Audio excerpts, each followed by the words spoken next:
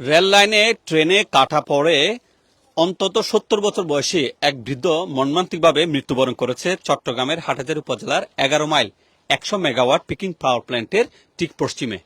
এই যে দেখতে পাচ্ছেন, ইতিমধ্যে থানা পুলিশের লোকজন এখানে এসেছেন এবং রেলওয়ে যে থানা আছে, রেলওয়ে পুলিশও কিন্তু প্রতিমধ্যে রয়েছে। চেহারা দেখানোর অবকাশ নেই, শুধু আপনাদের একটু সহযোগিতা চাই এই ভিডিওতে। দেখেন তো, আপনাদের পরিচিত কোনো মুরব্বী যার মুখে দাঁড়িয়ে আছে, ডান চোখটা সম্ভবত নেই, ডান চোখ গ্যাপ দেখা যাচ্ছে, এবং যার এই ধরনের একটা মাফলার রয়েছে, এই যে একটা টুপি রয়েছে, একটা হাজি রুমাল রয়েছে এবং এই জুতো রয়েছে। এরকম যদি আপনাদের পরিচিত কোনো মুরব্বী যার মুখে দাড়ি রয়েছে এবং চুলগুলো ছোট ছোট, ডান চোখটা নেই, এরকম যদি কোনো মুরব্বী থাকে, তাহলে চট্টগ্রামের হাটহাজারী মডেল থানা পুলিশ অথবা চট্টগ্রাম রেলওয়ে পুলিশ, ১৬ রেলওয়ে পুলিশের সাথে যোগাযোগ করবেন কিংবা আমাদের কমেন্ট করে জানাবেন। আমার কাছে আমার বৃদ্ধ মুরব্বী উনি পাশে আছেন, দেখানোর অবকাশ নেই, শুধু এতটুকু বার্তা দিতে পারি। আবারও দেখেন, আপনাদের কোনো পরিচিত মুরব্বী যার এরকম একটা টুপি রয়েছে, একটা হাজি রুমাল রয়েছে, এই মাফলার রয়েছে এবং তিনি আকিস বিড়ি সেবন করেন, আকিস বিড়ি সেবন করেন, যেহেতু ওনার পাশে এগুলা পাওয়া গেছে, এবং ওনার জুতো হচ্ছে এটা, এই যে দেখেন এই জুতো। এরকম যদি কেউ যদি নিখোঁজ থাকে, মিসিং থাকে, তাহলে চট্টগ্রামের হাটহাজারী মডেল থানা পুলিশ কিংবা চট্টগ্রাম ১৬ রেলওয়ে পুলিশ কর্তৃপক্ষের সাথে যোগাযোগ করবেন। এবং ঘটনাটা এখন থেকে সম্ভবত ১ ঘন্টা আগের মধ্যে হতে পারে, বা ১ ঘন্টা আগে যে রেলটা গেছে সেখানে হতে পারে। এখানে পাশে অলোকদা কি শুনতে পেয়েছেন, জানতে পেয়েছেন, একটু যদি বলতেন। আমি শুনতে পেয়েছি যে এখানে একজন লোক রেলের কাটা পরে নিহত হয়েছে। তা দূরে এসে দেখলাম যে এটা উনি পরে আছে, তো সেজন্য আমি আপনাকে এবং প্রশাসনের যারা ছিলেন ওই আমাদের বাহার দিয়ে খবর পাঠাইছি।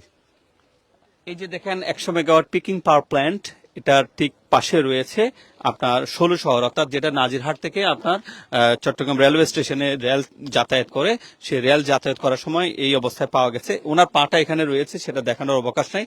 আমি শুধু এতটুকু বর্ণনা দিই, যদি একটু আমাকে দেখান, আমি একটু আপনাদেরকে বলি।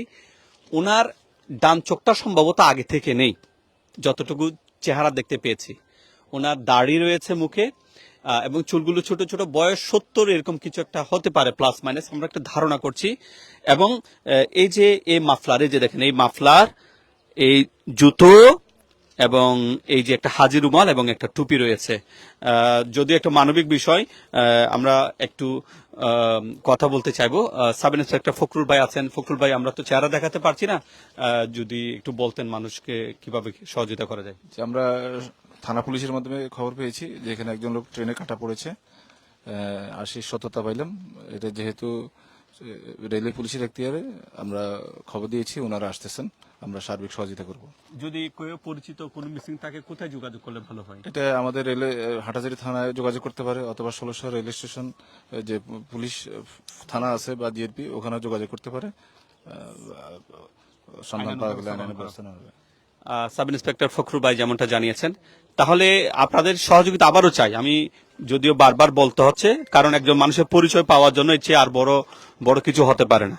আপনাদের কোনো পরিচিত মুরব্বী যিনি এই ধরনের একটা মাফলার রয়েছে, যার এরকম এক জোড়া জুতো, একটা টুপি, একটা হাজি রুমাল, এই যে দেখেন এই হাজি রুমাল, এরকম যদি কারো যদি থেকে থাকে কোনো মুরব্বীর, একটু কমেন্ট করে জানাবেন, কিংবা চট্টগ্রামের হাটহাজারী মডেল থানা পুলিশের সাথে যোগাযোগ করবেন, অথবা ১৬ রেলওয়ে পুলিশের সাথে যোগাযোগ করবেন।